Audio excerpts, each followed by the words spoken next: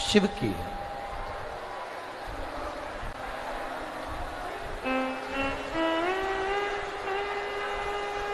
जब तक शिव करुणा नहीं करते, भगवान देवादिदेव महादेव की कृपा नहीं होती, तब तक शिव महापुराण की कथा में पहुंचा नहीं जाता।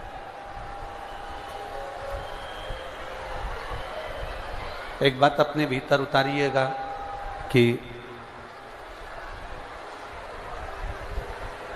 रोज कथा होती थी और रोज कथा के समय पर 3 घंटे के लिए जलवृष्टि बंद हो जाती थी, पर आज कथा चालू हुई है और जलवृष्टि प्रारंभ है।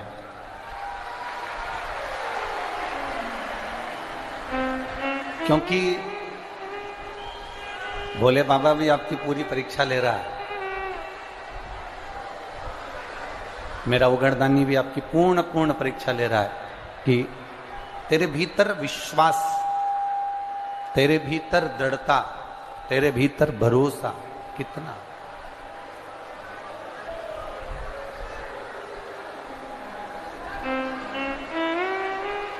शिव मंदिर में, जैसे अभी माननीय कमलनाथ जी कह रहे थे कि हमारी जो भारत की धरा है, अभी माननीय कमलनाथ जी कह रहे थे हमारी जो भारत की धरा है, हमारी जो भारत की भूमि है, पूरी दुनिया में इतने मंदिर कहीं नहीं जितने भारत की भूमि पर है। पूरी दुनिया में ऐसी श्रद्धा कहीं नहीं जो भारत की भूमि पर है। पूरी दुनिया में ऐसा विश्वास कहीं नहीं जो भारत की भूमि पर है। और पूरी दुनिया में ऐसी भक्ति नहीं जो भारत की भूमि पर है। ये शिव तत्व की तरह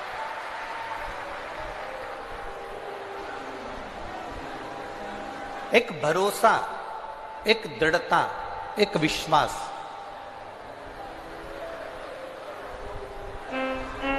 इस भारत की भूमि पर निश्चित है।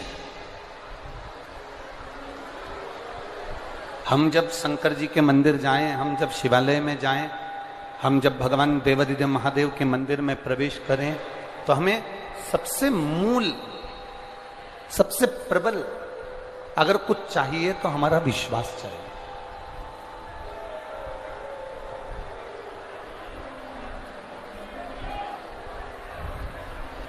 एक लोटा जल जब हम हमारे घर से लेकर जाते हैं,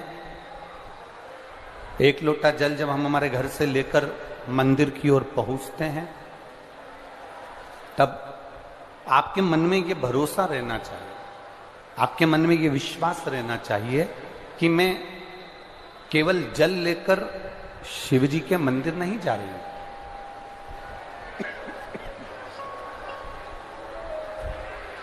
मैं जल लेकर केवल शंकर जी के मंदिर नहीं जा रही हूं।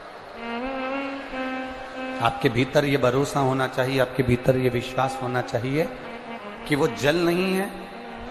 हमारे जैसे सुदामा जी भगवान कृष्ण के पास गए थे, सुदामा जी भगवान कृष्ण के दरवाजे पर गए थे, तो सुदामा जी जब भगवान कृष्ण के दरवाजे पर गए थे तो केवल तंदूल लेकर गए थे, चावल लेकर, तंदूल। और तंदूल लेकर जब सुदामा जी भगवान कृष्ण के पास गए तो सुदामा जी ने भगवान कृष्ण को कुछ भी नहीं कहा, कुछ नहीं कहा। सुदामा जी ने भगवान कृष्ण से यह नहीं कहा कि मुझे 3 लोक का राज्य दे देना। सुदामा जी ने भगवान कृष्ण से यह नहीं कहा कि मुझे इतना धन दे देना। सुदामा जी ने भगवान कृष्ण से यह नहीं कहा कि मुझे राज सत्ता या वैभव दे देना। सुदामा जी तो केवल तंदूल, चावल लेकर गए थे और भगवान कृष्ण ने वो चावल ले लिए और चावल जब खाए तब भगवान ने 3 लोक का राज्य सुदामा जी को दे दिया।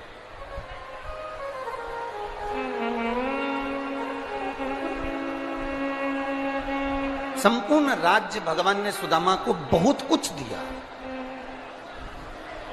बहुत कुछ। जो जल लेकर शिव जी के मंदिर में जाते हैं, जो जल लेकर शंकर जी के दरवाजे पर जाते हैं, जो जल लेकर भगवान शंकर के शिवालय में जाते हैं, उनको कुछ शिव जी से मांगने की जरूरत नहीं पड़ती। जैसे सुदामा चावल लेकर गए तो भगवान कृष्ण से मांगने की जरूरत नहीं पड़ी, और भगवान कृष्ण ने वो तंदुल मुंह में लेते ही सुदामा को बहुत कुछ दे दिया।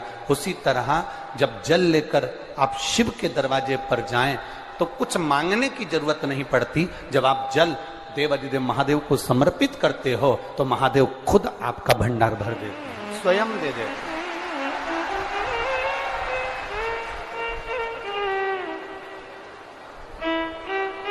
मैंने तेरे ही भरोसे ओ बाबा, तेरे ही भरोसे। हम शिवालय क्यों जाते हैं? हम शिव कथा तक क्यों पहुंचते हैं? हम भगवान शंकर की कथा में क्यों पहुंच जाते हैं? देखो,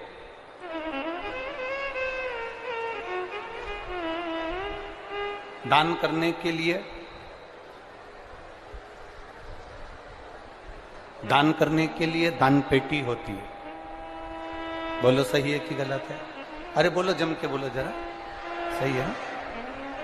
दान करने के लिए दान पेटी होती है, कपड़ा रखने के लिए कपड़ा पेटी होती है, पत्र रखने के लिए पत्र पेटी होती है, धन रखने के लिए धन की पेटी होती है, तिजोरी होती है, अलमारी होती है। पर हमारा पाप रखने के लिए कोई पेटी बनी है क्या? नहीं बनी। धन रखने की पेटी होगी, वस्त्र रखने की पेटी होगी, कपड़ा रखने की पेटी होगी, दान रखने की पेटी होगी, पर पाप रखने की कोई पेटी नहीं होती। परशु महापुराण की कथा कहती है पाप रखने की एक पेटी है। जब हम कथा में पहुंचते हैं, जब हम सत्संग में पहुंचते हैं, जब हम कहीं मंदिर में पहुंचते हैं, तो हमारा जो पाप है वो मंदिर में ही, सत्संग में ही, भजन में ही, कथा में ही छूट जाता है, और हमारे भीतर पुण्य प्रकट होकर हम अपने घर की ओर चले गए। पुण्य प्रकट होकर हम अपने घर की ओर चले गए। पुण्य प्रकट।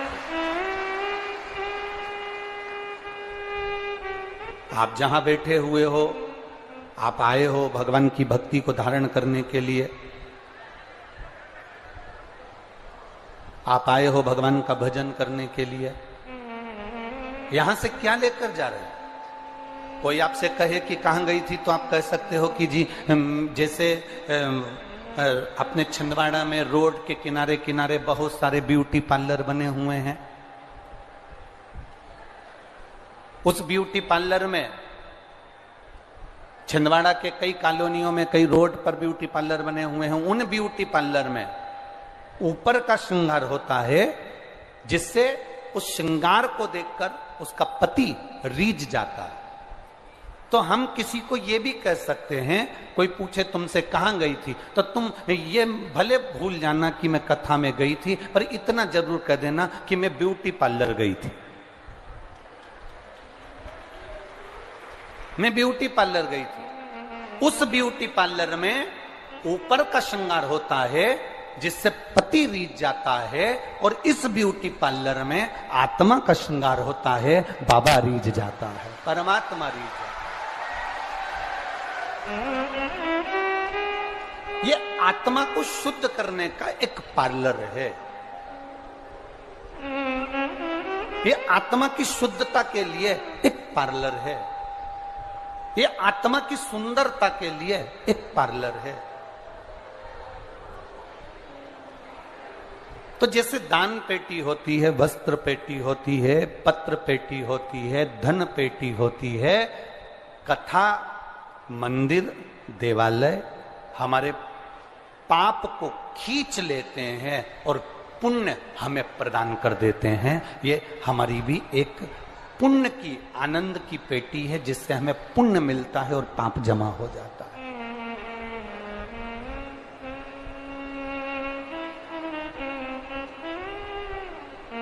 कल कथापन श्रवण कर रहे थे, सुगंधा पीपल के वृक्ष के नीचे बैठे हुए एक बुजुर्ग बाबा से 16 सोमवार के व्रत की कथा सुन रही है।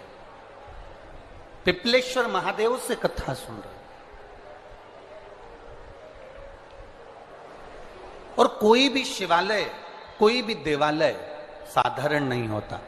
और छिंदवाड़ा की तो पवित्र भूमि ऐसी भूमि है जहां पर छोटे मोटे शिवालय नहीं, इस छिंदवाड़ा की भूमि पर हमको कोई कह रहा था कि गुरुजी, माननीय कमलनाथ जी ने छिंदवाड़ा के चारों तरफ कम से कम, अगर एक रोड से हम निकलें तो 55 किलोमीटर के छिंदवाड़ा के पूरे क्षेत्र को घूम सकते हैं, ऐसी रोड का निर्माण किया है। के अंदर घूमोगे और चारों तरफ घूमते हुए और अंदर घूमोगे तो आपको इतने शंकर के मंदिर मिल जाएंगे कि चावल की बोरी का एक एक चावल पूरा समाप्त हो जाएगा। इतने शिवालय छिंदवाड़ा के अंदर हैं और सब प्राचीन। मेहगांव में स्थित है 900 वर्ष पुराना अर्धनारीश्वर शिवलिंग, अर्धनारीश्वर मंदिर, फिर पतालेश्वर मंदिर, फिर बड़ा महादेव, फिर भूरा भगत, छोटा महादेव, जामई, दादा धुनी वाले मंदिर, अचल कुंड सहित अनेक प्रसिद्ध मंदिर छिंदवाड़ा की इस पवित्र भूमि पर आप जा सकते हो, दर्शन कर सकते हो। पवित्र भूमि। ये तो कुछ मंदिरों का नाम हमने स्मरण किया, परंतु बाकी के मंदिरों के भी नाम अपार। आप छिंदवाड़ा की पवित्र भूमि में घूमेंगे, आपको शिवालय शिवालय शिवालय शिवालय मिल जाएंगे। संपूर्ण जगह पर शंकर का दर्शन हो जाए।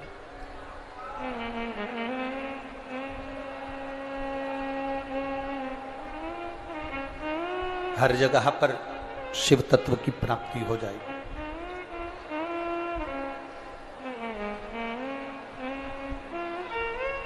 माननीय कमलनाथ जी, एक बात कहना चाहेंगे। हमसे कई मीडिया वाले प्रश्न करते हैं कि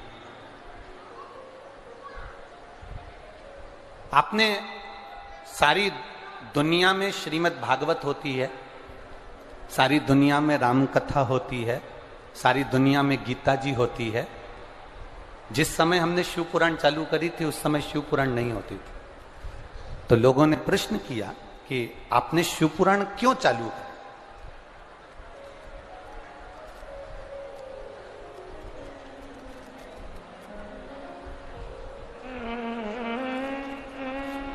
हमने उनको एक ही जवाब पहले भी दिया, आज फिर इस व्यासपीठ के माध्यम से कहना चाहेंगे।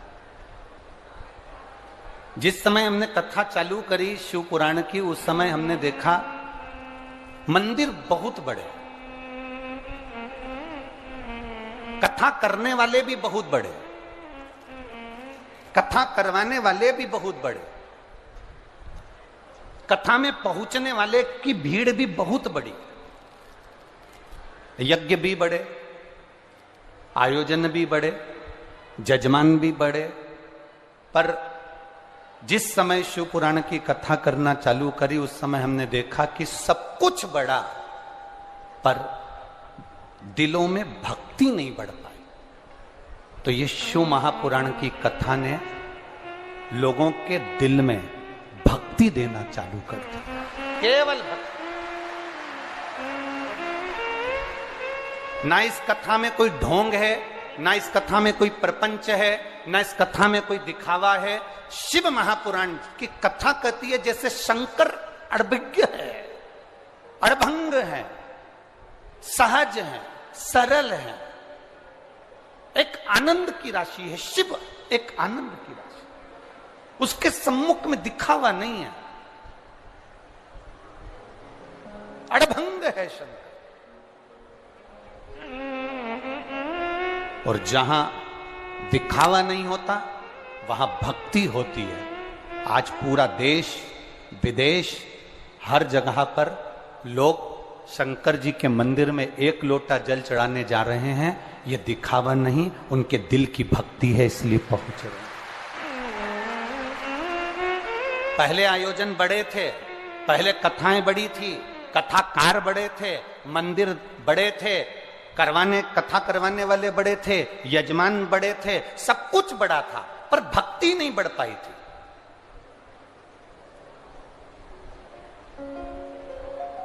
मंदिर सूने पड़े रहते थे। आपके छिंदवाड़ा का कभी विचार करना, यहाँ बुजुर्ग अगर माताएं बैठी और बुजुर्ग अगर भाई लोग बैठे हैं तो उनसे निवेदन करूंगा, आपके शंकर जी के मंदिर आपके मोहल्ले के उठाकर देखना। पहले कौन जाता था? सावन महीने में पहुंच गए, शिवरात्रि पर पहुंच गए, बाकी के कभी योग लग गया, मंदिर में कोई अन्नकूट हुआ तो पहुंच गए, बाकी के कोई नहीं। आज प्रत्येक सोमवार को और प्रत्येक दिन शंकर जी का कोई छोटा से छोटा ऐसा मंदिर नहीं जिसमें तुमको 2 या 4 मिनट इंतजार नहीं करना पड़ता हो शिव जी को जल चढ़ाने के। छोटे से छोटा और बड़े से बड़ा मंदिर ऐसा है जिसमें आज के व्यक्ति को इंतजार करना पड़ता है महादेव को जल चढ़ाने के।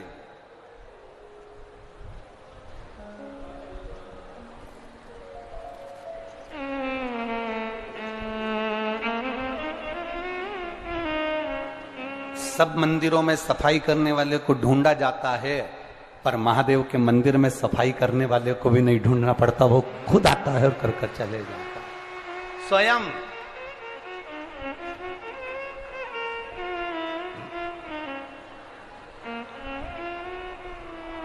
और उसी भक्ति का तो ये पुण्य है। छिंदवाड़ा में अगर ये कथा हो रही है, माननीय कमलनाथ जी ने इंदौर आ सकते हैं, अगर कथा सुन रहे हो ना जीजियों, और मेरे जितने जीजा बैठे हैं उनसे भी निवेदन करूंगा, जितनी विश्वास के साथ, जितनी भक्ति के साथ, जितने भरोसे के साथ आप शिव महापुराण की कथा सुन रहे हो, आपके भरोसे को, आपके विश्वास को एक बात याद रखना, संसार के लोगों पर भरोसा करोगे तो वो टूट सकता है, पर मेरे महादेव पर भरोसा करोगे तो टूटेगा नहीं। वो नहीं टूट सकता, वो अविरल है, प्रबल है, और वो पूरा की पूरा रहता है, पूर्ण रहता है, पूर्ण रूप से। कई लोग आपसे कहेंगे कि मंदिर मत जाओ, कई लोग आपसे कहेंगे कि सत्संग में मत जाओ, कई लोग आपसे कहेंगे कि क्या होता है शंकर जी को जल चढ़ाने से, कई लोग आपसे कहेंगे क्या होता है भगवान को बेलपत्र चढ़ाने से। तो ऐसे अगर कुछ लोग तुमको जिंदगी में मिल भी जाएं, बुरे लोग अगर बुरी संगति के मिल भी जाएं, तो तुम उस जगह पर इतना याद रखना कि बुरी संगति वालों के साथ हमें रमना नहीं है, उनके साथ रहना नहीं है, वो केवल उनके बीच में जाने के बाद वापस लौट कर आ जाना। कबड्डी किस किस ने खेली है? हाथ उठाओ जरा, जिनने कबड्डी खेली है, चल रख लो। कबड्डी में क्या होता है, बीच में एक पाली होती है और इधर से एक लाइन बनी होती है और इधर से एक व्यक्ति उधर को जाता है। बोला जाता है कि नहीं जाता? इस वाले व्यक्ति का काम क्या है, उधर की पाली को छू के, अरे बोलो बोलो जम के बोलो जरा, वापस आ जाना, वहां रुक मत जाना, पकड़ाई में मत आ जाना। वहां अगर तू ठहर गया तो फिर तू आउट हो गया। उसी तरह कोई मदिरा पीने वाला है, मांसाहार करने वाला है, वेश्यावृत्ति करने वाला है, जुआ खेलने वाला है, गलत काम करने वाला है, झूठ प्रपंच करने वाला है, अगर तुम उसकी पाली में चले भी गए हो तो तू करके छू के वापिस जाओ, पर उसमें रुक मत जाओ।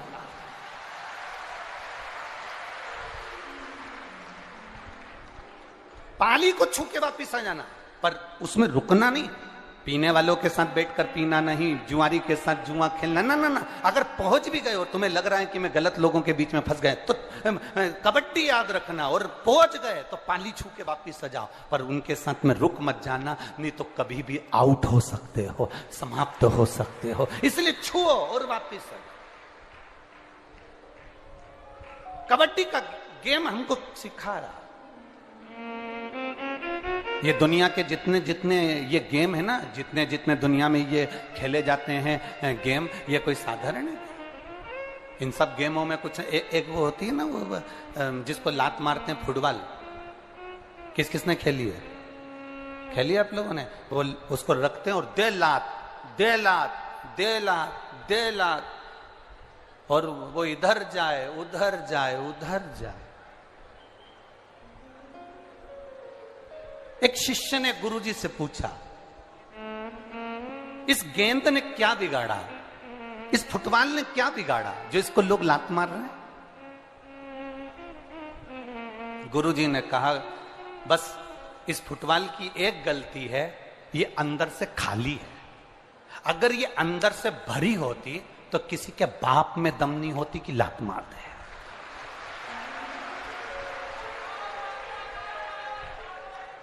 ये फुटबॉल अंदर से पोली है, ये फुटबॉल अंदर से खाली है, इसलिए लोग लात मार रहे हैं। अगर ये फुटबॉल भरी होती, इसमें रेत भरी होती, इसमें पत्थर भरे होते, इसमें कुछ और भरा होता, और इसमें अगर कुछ पक्का भरा होता, तो किसी की सामर्थ्यता नहीं कि कोई एक लात मार दे। भरी हुई चीज में कौन लात मारता है? खाली है, इसलिए लात मारी जा रही है। याद रखना, जब तक ये मन, जब तक ये चित्त, जब तक ये बुद्धि, जब तक ये हृदय खाली रहता है, दुनिया के लोग तुम्हें लात मारते रहेंगे, तुम्हें रुलाते रहेंगे। जिस दिन इसमें शिव भर गया, उस दिन कोई नहीं रुला सकता। जिस दिन इसमें शंकर बैठ गए, जिस दिन इसमें देवादिदेव महादेव विराजमान हो गए, जिस दिन इसमें राम नाम, कृष्ण नाम, शिव नाम अंदर भरा गया, जिस दिन इसमें शिव महापुराण की कथा इस खाली मन के अंदर भरा गई, फिर किसी की सामर्थ्यता नहीं कि कोई आपके मन से, कोई आपके दिल से खेल ले। जिसका दिल परमात्मा की भक्ति से भरा रहता है, उस पे कोई लात नहीं मार सकता, क्योंकि वो भरा हुआ है, मन भरा हुआ है, चित्त भरा हुआ है, उसे कौन लात मारे? बोल बम का नारा है, शिव तत्व की प्राप्ति हो। जाओ, हम मना नहीं करते कि आप किसी के साथ नहीं रहो, पर इतना जरूर रहो कि उसके अंदर हमें मिलना नहीं, उसमें हमें घुलना नहीं, हमें उससे दूर हटना। देवादिदेव महादेव, भगवान शंकर सुगंधा को रेणुका के साथ कथा श्रवण कर, ब्राह्मण के शरीर का कोढ़ का रोग समाप्त हो गया।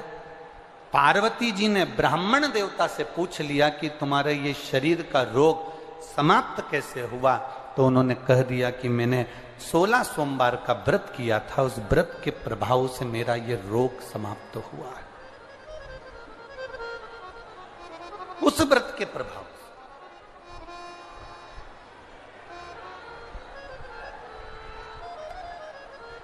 और व्रत का प्रभाव कब होता है? थोड़ा सावधानी से सुनना इस बात के लिए। आज कथा का विराम दिवस है, आपको बाबा से लगन लगाना है और शिव को अपना बनाकर आपको शिव के होना है। दिल से कथा सुनो, बड़े भाव से। व्रत का प्रभाव कब पड़ता है? व्रत का फल कब मिलता है? व्रत का प्रभाव कब पड़ेगा? जिस भगवान का हमने व्रत किया है, जिस भगवान का हमने उपास किया है, हम हर 2 मिनट में, 1 मिनट में, 1 क्षण में हम उस परमात्मा को याद करते रहें जिसका व्रत है। 21,600 श्वास मनुष्य के शरीर से प्रतिदिन निकलती है। कितनी श्वास?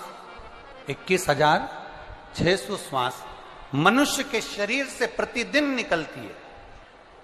3.5 करोड़ रोम छिद्र ये मनुष्य के शरीर में है, और 21,600 श्वास प्रतिदिन निकल रही है। इस श्वास के निकलने का केवल एक कारण है कि इन श्वास में आप अपने घर का कार्य करिए, परिवार का कार्य करिए, रिश्तों का कार्य करिए, मना नहीं, पर 21,600 श्वास में से कोई श्वास एक ऐसी बना लो जिस श्वास में हम परमात्मा का नाम ले लें, बस पूरी श्वास शुद्ध हो सके, पूरी श्वास।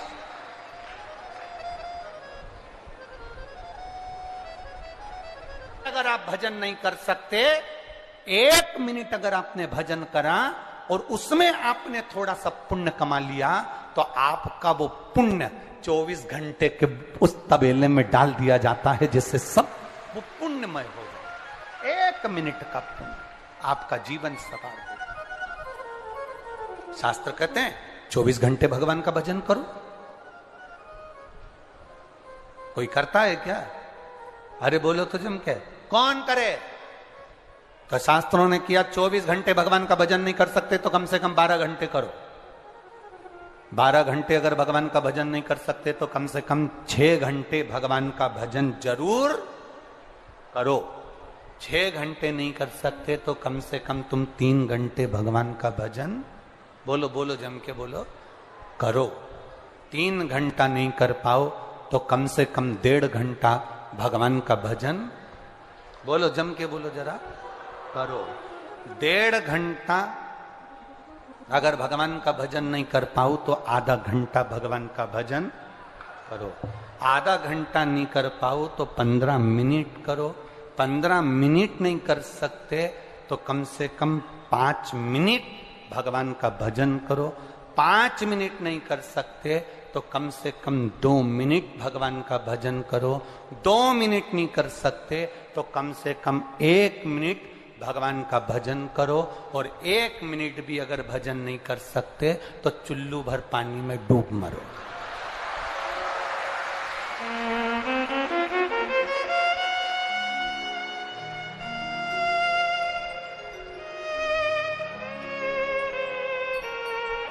अब 24 घंटे में से 1 मिनट नहीं निकाल सकते तो काय का जीवन तुम्हारा?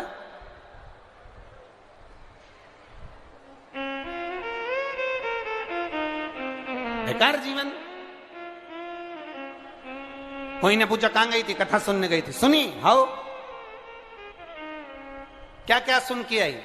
सुनी थी, इधर से सुनी। फिर घर पे क्या लेके आई? कुछ नहीं। जब जा रही थी तो भंडारा चल रहा था ना, उसमें कई थी 2 पूड़ी।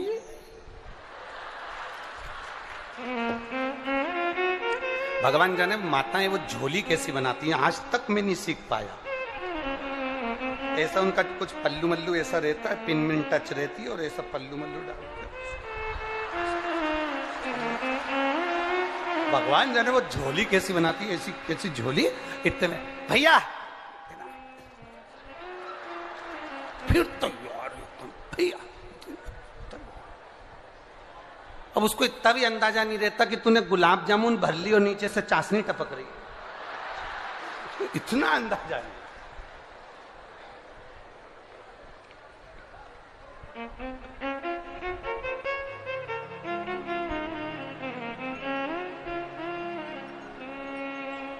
कमलनाथ जी को बहुत बहुत साधुवाद है। आपको देव जरा देव, अब उस पर रख भर के।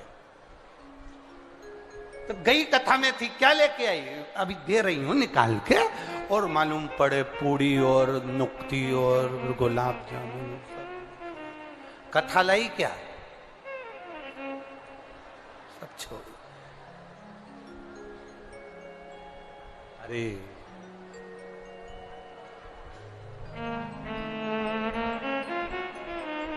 हमें तेरा ही सहारा है मेरे भोले बाबा। कब से खड़े हैं झोली पसार, क्यों ना सुने तू मेरी पुकार। कब से खड़े हैं झोली से प्रार्थना करिए, दिल से कहिए, भाव के साथ में बाबा से विनय करिए, निवेदन करिए।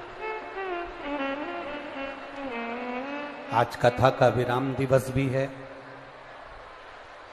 आप जितने भाव से बाबा को कह सकते हो कि बाबा मेरे दुख को काटना, आपकी कृपा देना, आपके भक्ति का विश्वास दीजिए, निवेदन करिए। श्री शिवाय नमस्तुभ्यं, श्री शिवाय नमस्तुभ्यं, श्री शिवाय नमस्तुभ्यं, श्री शिवाय नमस्तुभ्यं, श्री शिवाय नमस्तुभ्यं। भोला सब दुख। कथा कह रही है, सुगंधा को शिव जी कहते हैं। पार्वती जी ने उस ब्राह्मण को देखा जिसका शरीर का रोग समाप्त हो गया। रोग देने वाले ने रोग दिया है तो मिटाने वाला भी वही है। बाबा देवादिदेव महादेव की कृपा इसी को कहते हैं।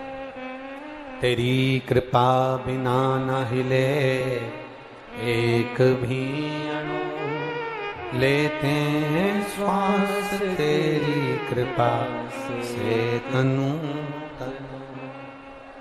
एक पत्र और बड़ा सुंदर, शिव की उदारता।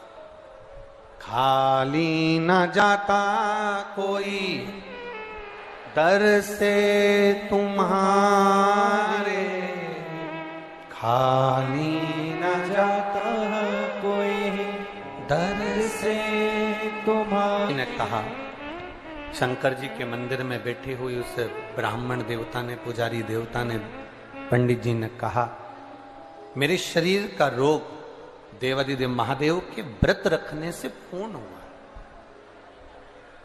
व्रत की पूर्णता क्या है?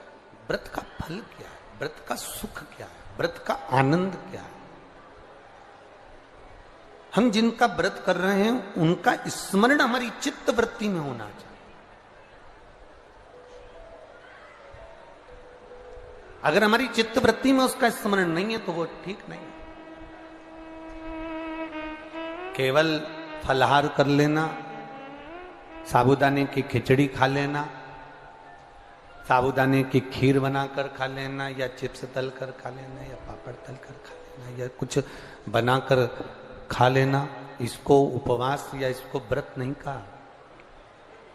व्रत का मतलब क्या होता है? व्रत का मूल तत्व क्या है?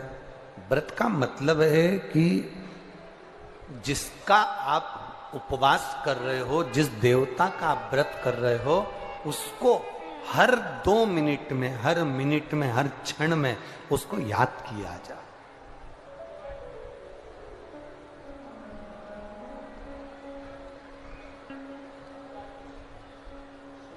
हरतालिका तीज का व्रत करती हो माताएं?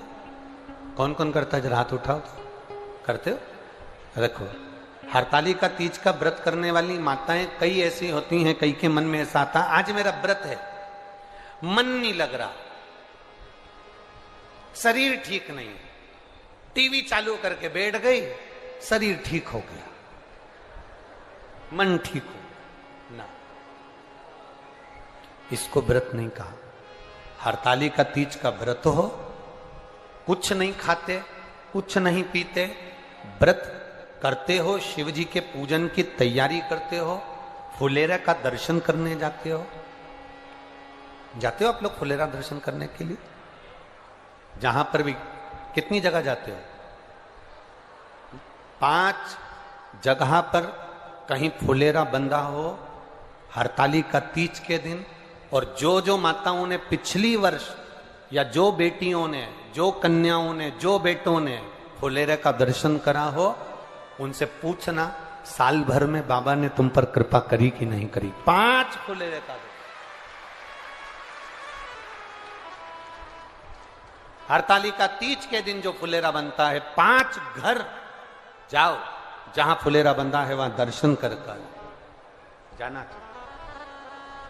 तुम्हारा व्रत नहीं है तो भी जाओ, व्रत है तो भी दर्शन करो, पर फुलेरे का दर्शन करो। जिन जिन के यहां फुलेरा बनता है, आपका व्रत नहीं है, आपके पति से कहो जरा गाड़ी उठाओ, मेरे को फुलेरा का दर्शन करना चाहना। अगर पास में है तो पति से कहो चलो रात का समय, क्योंकि फुलेरा की पूजन रात को, तो चलो हमारे साथ में जरा पैदल पैदल। मोहल्ले की 4 माताएं, 5 माताएं, 5 बेटियां, 10 बेटे इकट्ठे होकर फुलेरा का दर्शन करने चले। हरतालिका तीज का उस फुलेरा का दर्शन जीव का कल्याण करने वाला है।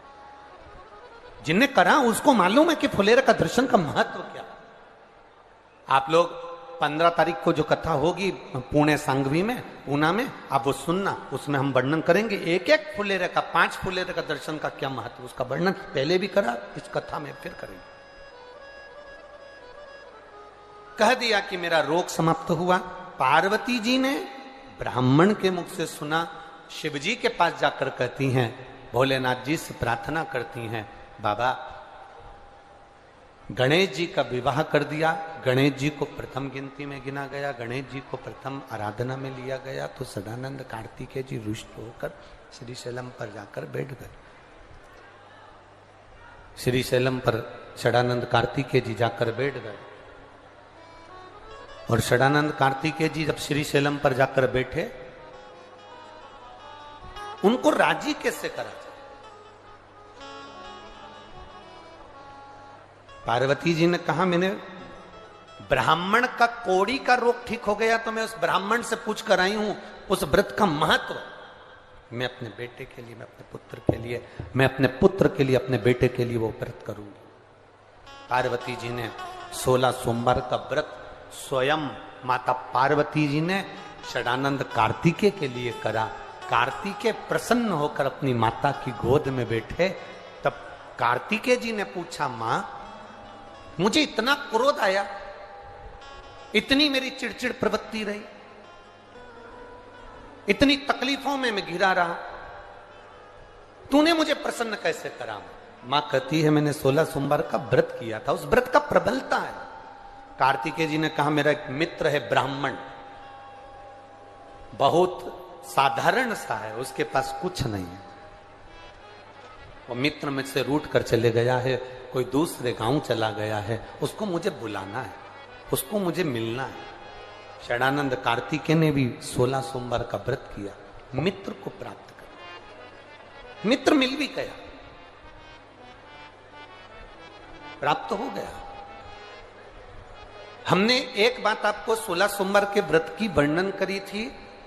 किसी के घर में अगर 16 सोमवार का व्रत हुआ है, हो रहा है, उसके घर में 16 सोमवार का उद्यापन हो रहा है, भूलवश भी अगर आपको मालूम पड़ जाए कि इसके यहां 16 सोमवार का उद्यापन है, भोजन करने भले मत जाना, पर उसके घर से थोड़ा सा प्रसाद अवश्य मांग कर लाना कि मुझे दे दो उस प्रसाद को, मुझे उस प्रसाद, वो प्रसाद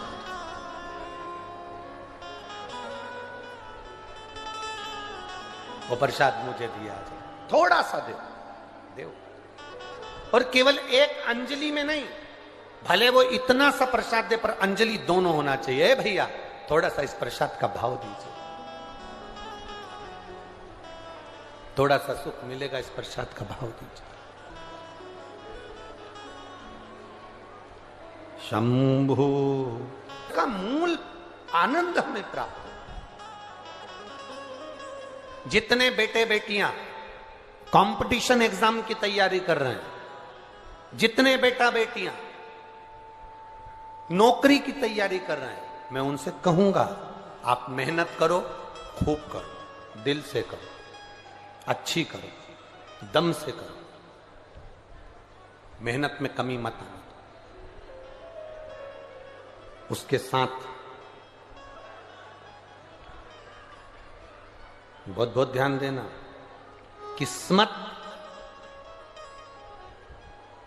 किस्मत मौका देती है।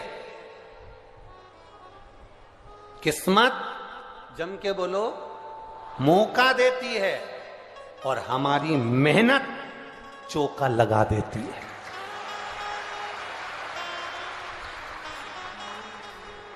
मेरा बेटा बेटियों से निवेदन है, अपनी मेहनत पूरी करना। शंकर भगवान करेंगे क्या? तुम्हें मौका देंगे, एग्जाम में बैठने का मौका देंगे, परीक्षा हॉल में तुम अकेले नहीं रहोगे, मेरा देव अधिदेव महादेव तुम्हारे साथ बैठेगा। किस्मत मौका देती है और हमारी मेहनत, स्वयं की मेहनत चौका लगा देती है। हमारे उन्नति की सीढ़ी को चढ़ाने का कार्य हमारी मेहनत करती है। भगवान शंकर तुम्हारे साथ कदम से कदम मिलाकर चलेंगे। ये मत सोचना कि मैंने अगर शिव जी को बेलपत्री लगा दी है या मैंने जल चढ़ा दिया है तो भोलेनाथ लिख के आएंगे ना। लिखना तुम्हें पड़ेगा, मेहनत तुम्हें करना पड़ेगी, कर्म तुम्हें करना पड़ेगा। शंकर भगवान तुम्हारे साथ हैं, हर पल, हर क्षण, हर घड़ी है, हर पल है।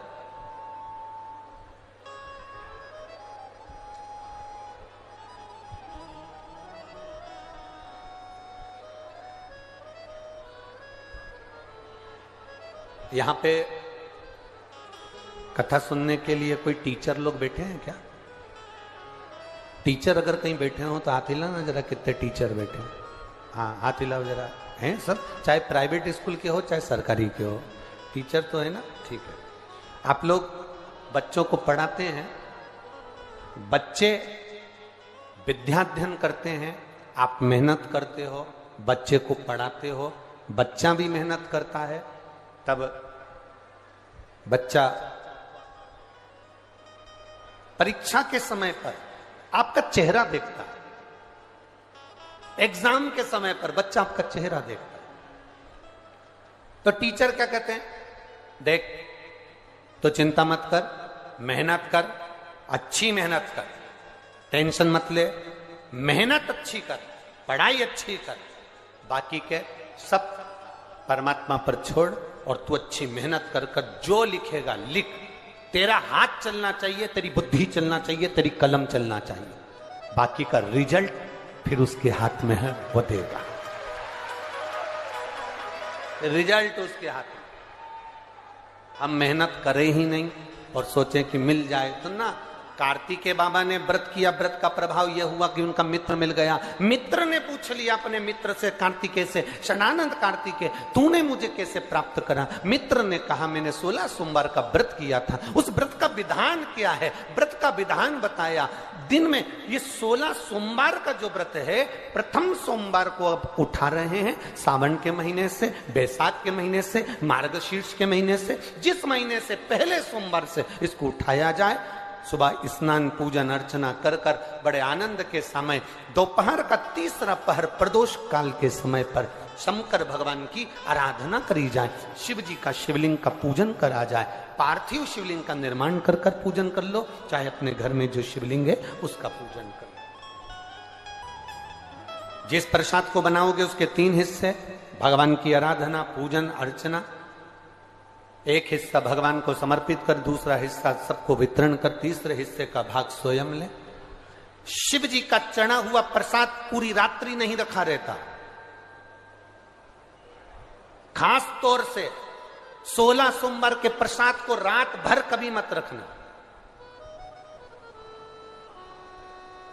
हम 7 दिन जो बेलपत्र यहां से आप लोगों को, कई लोगों को देते हैं, 7 दिन में 5 दिन 4 दिन जो बेलपत्र आपको मिलती है, तो ये बेलपत्र हम उससे कहते हैं रात भर नहीं रखना है। इसको मिले, तुम्हारे शरीर में कष्ट है, रोग है, बीमारी है, बड़े से बड़ा रोग है, लीवर किडनी कैंसर तक का रोग है, तुम्हें जो बेलपत्री दी गई है उस बेलपत्री को तुम इसी पंडाल में कहीं ना कहीं बैठकर उसको खाकर बाबा की रज को अपने हृदय से लगाकर कह कर जाना, बाबा मुझे ये रोग है, समाप्त आप करना। जब 3 दिन कथा का बस केवल जो आखिरी दिन होता है, विराम का दिन होता है, वो बेलपत्री नहीं खाई जाती, उस बेलपत्री को तो रखा जाता। बाकी के जो बाकी के दिन की बेलपत्र होती है उसको खाते हैं।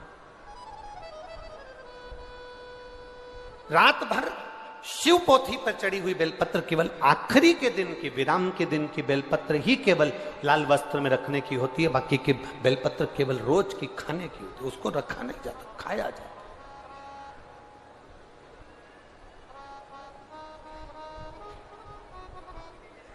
उसको प्राप्त किया। जैसे अशोक सुंदरी पर चढ़ी हुई पीपल के वृक्ष की, पीपल के पत्ते की अग्रभाग अगर शिव जी की अशोक सुंदरी की ओर स्पर्श करा हुआ, कितना भी दमाओ, कितनी भी श्वास की बीमारी हो, फेफड़े कितने भी कमजोर हो गए, उस पीपल के पत्ते का अग्रभाग हमारे उस श्वास को ठीक करती, दमा को ठीक करती। अशोक सुंदरी था इसमें।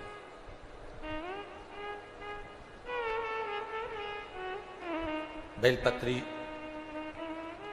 अब ब्राह्मण ने पूछा कि तुमने मुझे प्राप्त कैसे करा? का बता दिया, ऐसा ऐसा व्रत है, उसको करो। 17वें व्रत में इसका उद्यापन कर दो। उद्यापन होगा वही प्रदोष काल में, शाम के समय। ठीक है, मान लो 17वें में नहीं कर पाए तो अगला जब तुम्हारे को अच्छा महसूस हो तब करो, पर व्रत का उद्यापन जरूरी है। ठीक है। ब्राह्मण ने सुना, एक पराये गांव में वो व्रत करता करता पहुंच गया। वहां के राजा की लड़की की शादी हो रही थी। राजा ने स्वयंवर रचा था। एक हथनी के सूंड में माला दे दी थी। ये हथनी जिसके गले में माला पहनाएगी, विवाह उसी के साथ बेटी का होगा। वो हथनी कौन थी? हथनी कौन थी?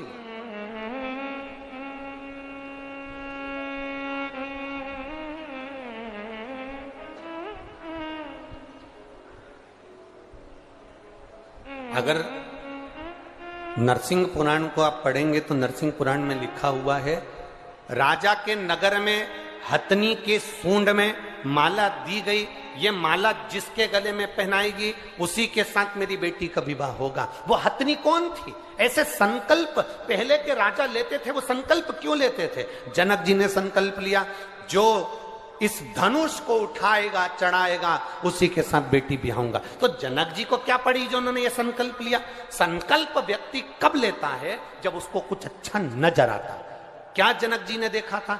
जनक जी ने देखा था कि जनक जी की बेटी जब माता जानकी जी 4 साल की थी और जनक जी ने अपने गुप्तचरों से, अपने द्वारपालों से कहा था कि आज मैं धनुष का पूजन करने के लिए आऊंगा, धनुष का पूजन करने आऊंगा। धनुष के नीचे गाय का गोबर लाकर लिपा जाए और चौक पूरा जाए, पूजन करी जाए। 10,000 द्वारपाल धनुष को उठाने में लग गए, पर धनुष नहीं उठा। आसपास से उनने लीप दिया, पूजन की तैयारी कर दी। इतने में जानकी जी ने आकर देखा। 4 साल की जानकी जी आकर देखती हैं, पूछती हैं द्वारपालों से, काका जी आपने धनुष के नीचे तो लीपा ही नहीं, पिताजी कितने नाराज होंगे। आपने धनुष के नीचे नहीं लीपा, पिताजी नाराज होंगे। हमसे धनुष उठा नहीं। 4 साल की सीता जी ने कहा आपसे धनुष नहीं उठा, लाओ मैं लीप देती हूं। 4 साल की जानकी जी उल्टे हाथ से धनुष उठाई। हाथ में गोबर लेकर जानकी जी ने लीप दिया, धनुष को रख दिया। जनक जी पूजन करने के लिए आए। जनक जी पूजन करने के लिए आए और जनक जी ने पूजन करते समय देखा कि धनुष के नीचे का भाग पहली बार लिपा हुआ है। जनक जी ने पूछा, यह भाग लिपा कैसे? ये किसने लिप दिया? तो द्वारपालों ने कहा, ये सीता जी ने, जानकी जी ने लिपा। 4 साल की जानकी जी, 4 वर्ष की जानकी, और धनुष उठा लिया। हाँ, बुलाओ सीता जी को। जानकी जी को बुलाया गया और जानकी जी को बुलाकर पूछा गया, बोलो जानकी ये धनुष कैसे उड़ गया? सीता जी ने अपने उल्टे हाथ से धनुष उठाकर सीधे हाथ से लीप कर बता दिया। जैसे लीप कर बताया, जनक जी ने संकल्प ले लिया, मेरी बेटी का विवाह मैं उसके साथ करूंगा जो सीधे हाथ से धनुष उठाएगा, चढ़ाएगा, तोड़ देगा, बेटी उसी के साथ ब्याह दूंगा। जैसे जनक जी ने संकल्प लिया था, वैसे ही शिव महापुराण की कथा कर रही है। एक राजा ने संकल्प लिया कि हथनी जिसके गले में माला पहनाएगी, बेटी का विवाह उसके साथ करूंगा। ये हथनी है कौन? नरसिंह पुराण कहती है, ये कौन हथनी? कहा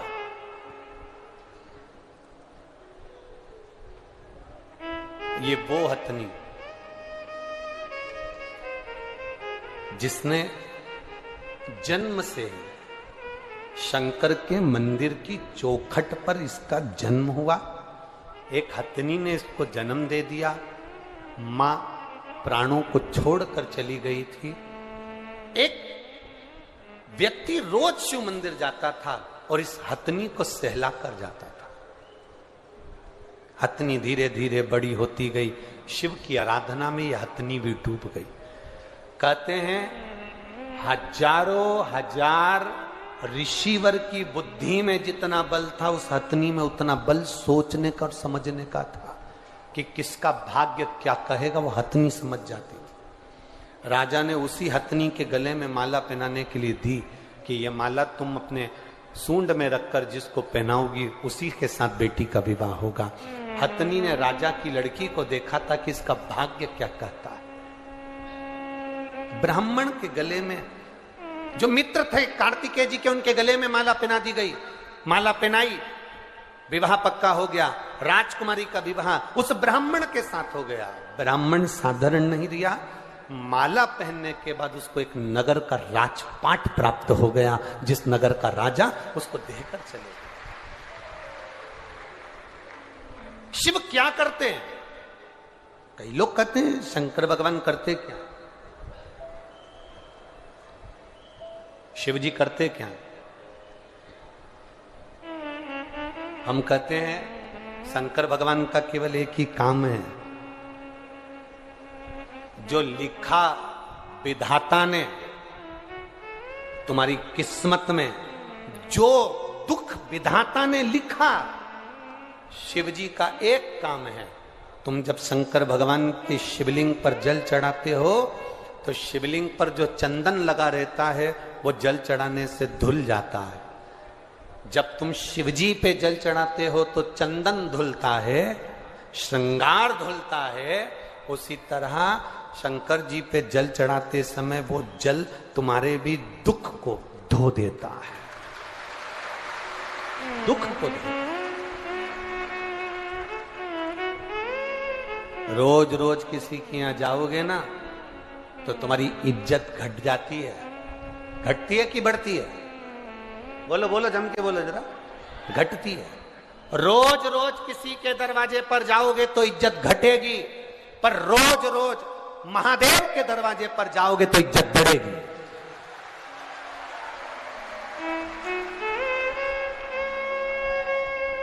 किसी के दरवाजे पर जाने से इज्जत घटती है, पर महादेव के दरवाजे पर जाने से इज्जत बढ़ती है, बढ़ती है इज्जत। अभी तक तुम जाके देखना, तुम ऐसी रोड पर घूमते रहो, रोज शंकर जी के मंदिर जाना चालू कर दो तो पहले तो लोग कहेंगे हाओ आवारा है नंबर 1 का, बेकार है तो छोरा, बहुत अवल्ला है ये तो, बहुत बेकार है ये तो। छोरे को बेचारे को जो देखो वो एक ही बात के, तो अवल्ला है, ये तो ऐसा है, ये तो वैसा है। और वही छोरा जब रोज शंकर जी के मंदिर जाए और शंकर जी का श्रृंगार करे, शिव जी पे जल चढ़ाए, त्रिपुंड लगा के जब मंदिर से आए तो धीरे धीरे लोगों का कहने का तरीका बदल जाएगा। भैया ये तो रोज मंदिर जाता है, शंकर जी का भगत है, नंबर 1 का भगत। भगत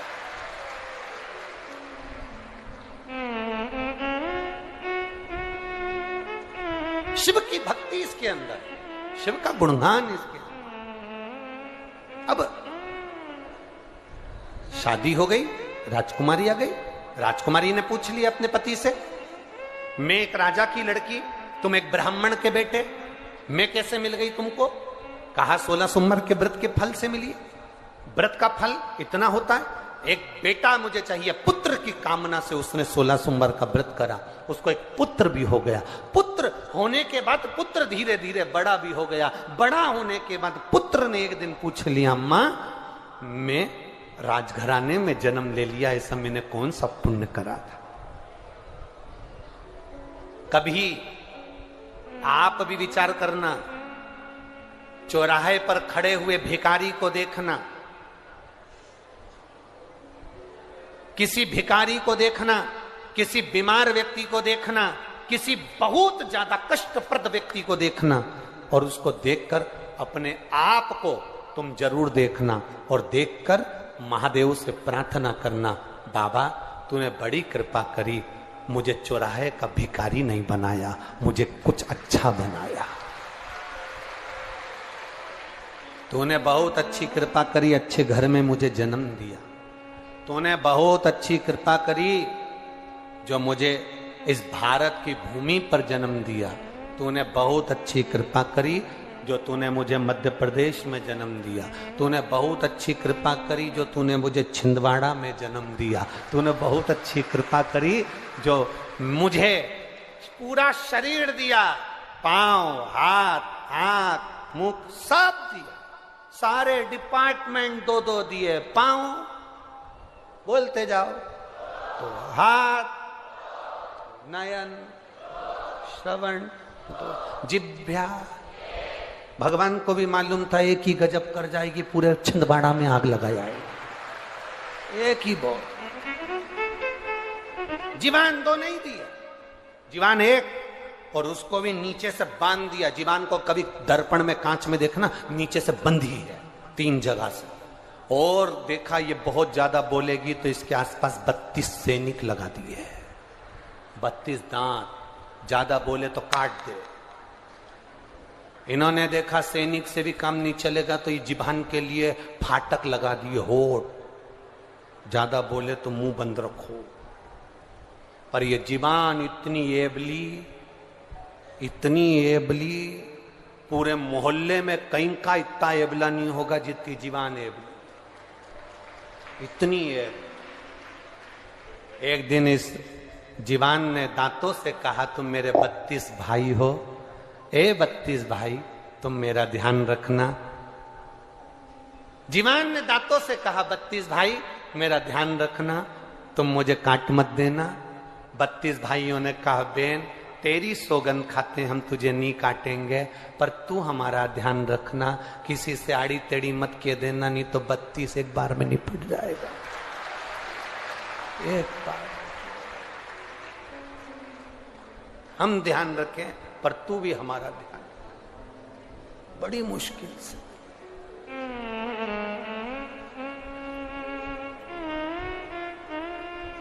वो कहते ना, इस जिभ्या को रोग लगा है, दिन भर चुगली करने। इस जिभ्या को रोग लगा है, दिन भर चुगली करती। कई की तो ऐसी भी आदत रहती है कि कथा में भी चुगली करती रहेगी। कहीं की को आगे बैठी दिख गई ना तो पीछे वाली, वो देख कमला की बहू बैठी, वो देख वो लीलाबाई की छोरी, ये हर जगह ना जाने कहां से आगे घुस जाती है, पता ही नहीं पड़ता। आ गई साड़ी में पिन लगा के। इस जिभ्या को की समाप्ति है, मिट जाए।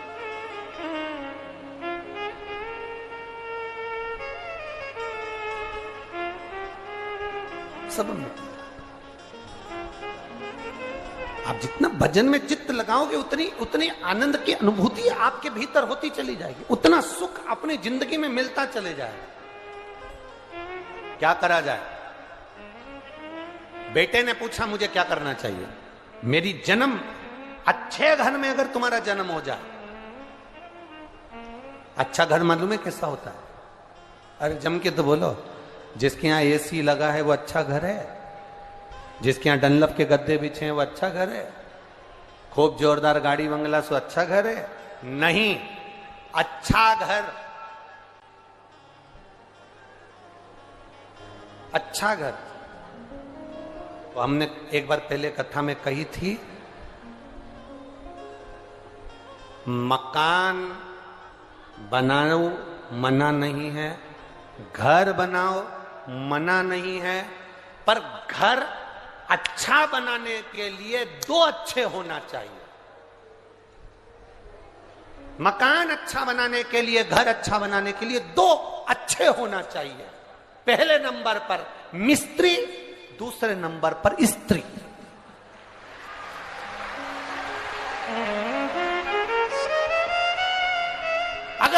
अच्छे हैं तो तुम्हारा घर अच्छा है। मिस्त्री थोड़ी सी भी मिस्टेक कर देगा तो बाथरूम में पानी भरा की भरा ही रहेगा, झाड़ू लगा लगा के निकालना पड़ेगा, वाइपर से निकालना पड़ेगा। मिस्त्री गड़बड़ होगा तो दीवार में सिड़न आ जाएगी, मिस्त्री गड़बड़ होगा तो खिड़की में से पानी अंदर घुस जाएगा।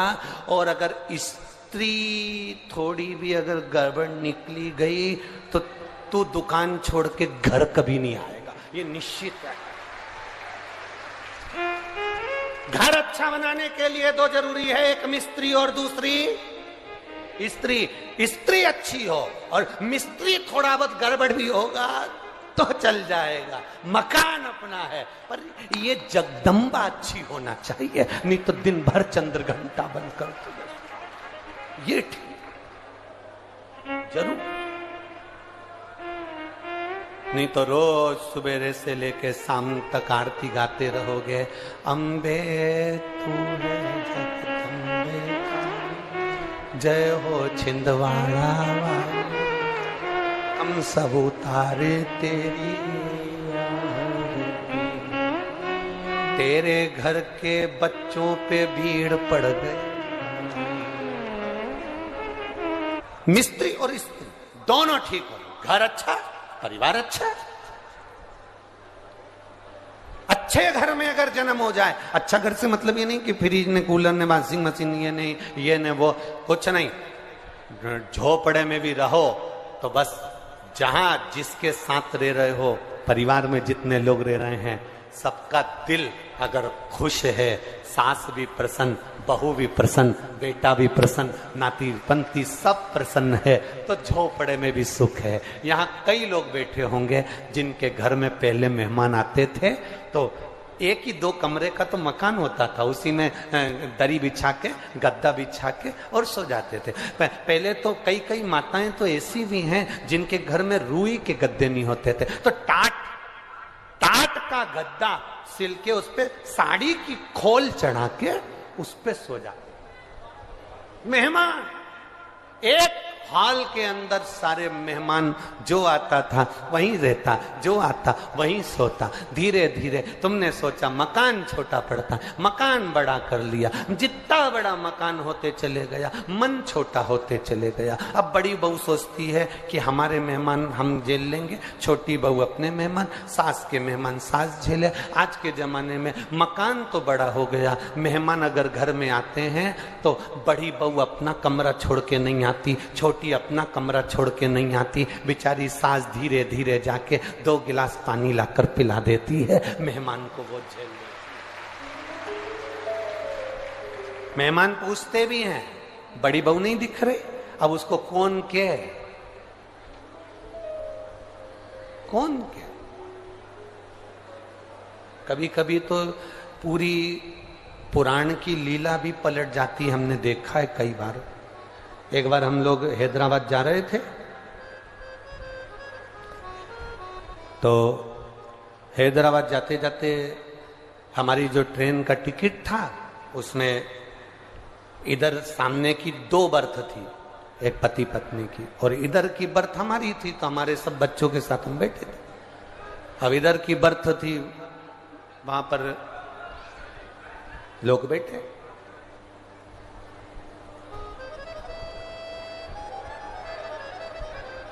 थोड़ी देर बाद वहां पर एक नागपुर से कुछ लड़के चढ़ गए, और लड़के चढ़े और लड़के ने चढ़ते से देखा कि महाराज तो धोती पहन के बैठे हैं, तो उन्होंने पूछा, आप कथा करते हो? हमने कहा आप कथा करते हो? बहुत पहले की बात है, 15-20 साल पहले। आप कथा करते हो? हाँ। लड़कियां भी थी उन लड़कों के साथ, नागपुर के बच्चे थे, थोड़ा उन्होंने कहा ठिठोली कर ले महाराज जी से। फिर कहा आप कथा करते हो? हमने कहा नहीं, कथा करने वाले के 2 सींग होते हैं।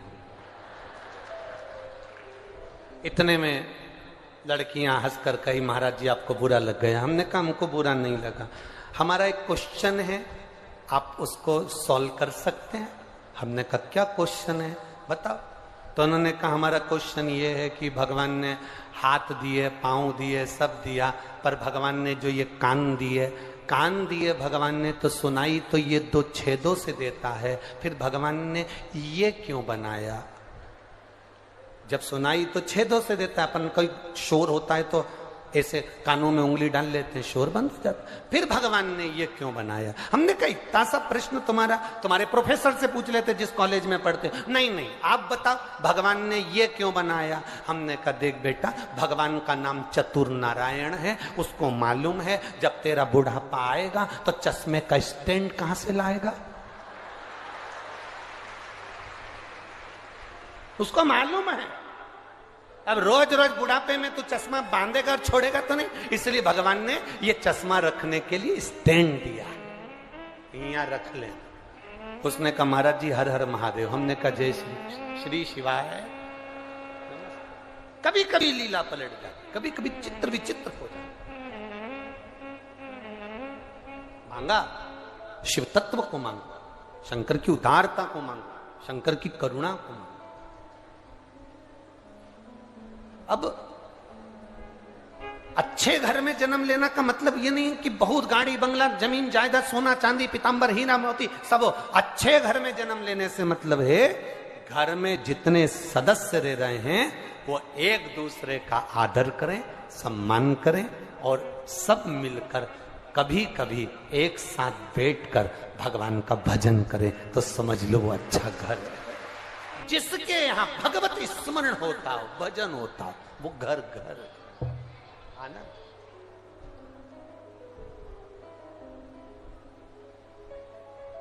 जहां भजन ही नहीं है वह आनंद। बेटे ने अपनी माता से पूछा, मां इतने अच्छे घर में मेरा जन्म हुआ, मैंने करा क्या था? अगर अच्छा हाथ मिल जाए, नेत्र अच्छे हैं, शरीर अच्छा है, कोई बीमारी तुमको नहीं है, तुम अपने आराम से 2 रोटी कमा रहे हो और खा रहे हो, तो दुनिया के सबसे सुखी व्यक्ति तुम हो, दुनिया के सबसे प्रसन्न जीव आप हो, आनंदित जीव आप। भगवान को धन्यवाद दिया करो, मैं अच्छे घर में जन्मा, मेरे को अच्छा सुख दिया। अब बोले मां मुझे भी 16 सोमवार का व्रत करना। घर में जो बच्चा बच्ची होते हैं, बेटा बेटी होते हैं, वो भी कहते हैं मां एक बार मुझे भी पशुपति व्रत करना। मां मुझे जन्माष्टमी का व्रत करना है, पशुपति व्रत करना है, शिवरात्रि का। बच्चे भी कहते हैं हम भी करेंगे। माता पिता को चाहिए कि उस बच्चे से कहें कि करो व्रत, मना नहीं है, करो।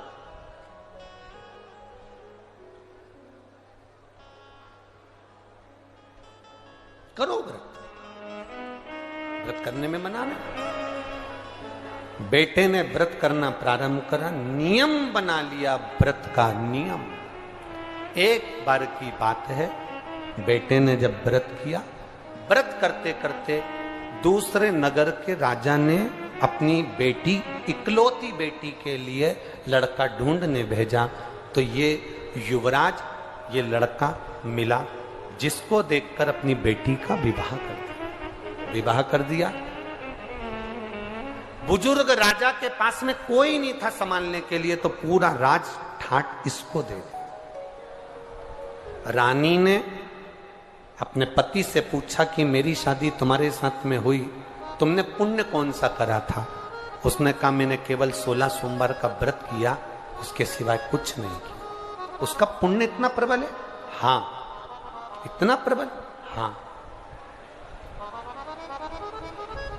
अभी भी तुम व्रत करते हो? हाँ। 16 सोमवार? हाँ। एक बार 16 सोमवार का व्रत का कार्य था, पति ने अपनी पत्नी से कह दिया कि पूजन का सामान लाकर दे दो। शिव महापुराण की कथा यहां तक वर्णन करती है, पशुपति व्रत करो तो अपने हाथ से प्रसाद बनाओ, पशुपति व्रत करो तो अपने हाथ से थाली लगाओ। शंकर भगवान की हरतालिका तीज का व्रत करो, चाहे पशुपति व्रत करो, चाहे शिवरात्रि का व्रत करो, अपने हाथ से पूजन की थाली लगाना चाहिए, जमाना चाहिए, अपने हाथ से पूजन की थाली को तैयार करना चाहिए। दिया बाती सब अपने हाथ से, अपने हाथ। और आज हम कहने में पीछे नहीं हटेंगे, एक बात जरूर आपसे कहेंगे, अगर आप स्वीकार करेंगे तो।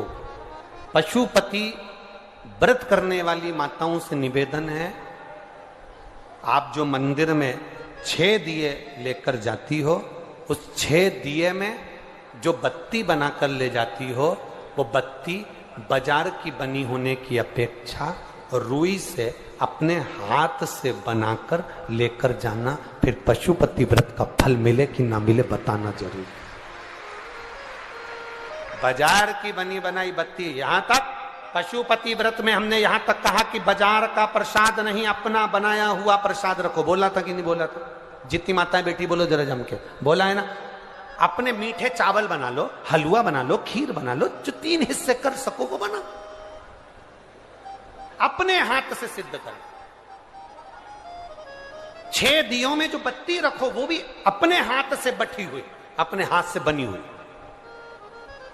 बाजार की रखोगे, फल कितना मिल रहा है हमको नहीं मालूम, पर एक बार इस शिव महापुराण के कहने से अपने हाथ से रुई को बटकर बत्ती बनाकर 6 दिए में रखकर प्रसाद रखकर पशुपति नाथ का व्रत जब करो, 6 दिए जमीन पर रखकर 5 दिए प्रज्वलित कर कर, 1 दिया जो बिना जला है उसको थाली में रखकर प्रसाद का 1 हिस्सा वापिस लेकर जब अपने दरवाजे पर दिया लगाओ, अपनी हाथ से बनी हुई बत्ती 5 मंदिर में, 1 अपने दरवाजे पर जब तुम लगाओगे, उसका जो फल मिलेगा आपको सोच से परे होगा, उसका एक आनंद ही दूसरा।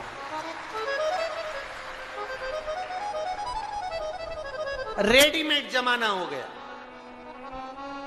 चंदन भी रेडीमेड, बाती रेडीमेड, सब सामान रेडीमेड।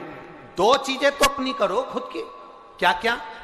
एक पशुपति नाथ का प्रसाद और एक पशुपति नाथ के मन पूजन में लगने वाली बाती, ये तो अपनी करो। 2 चीजें अपनी हो, एक प्रसाद, एक बाती। बाती भी अपनी हो,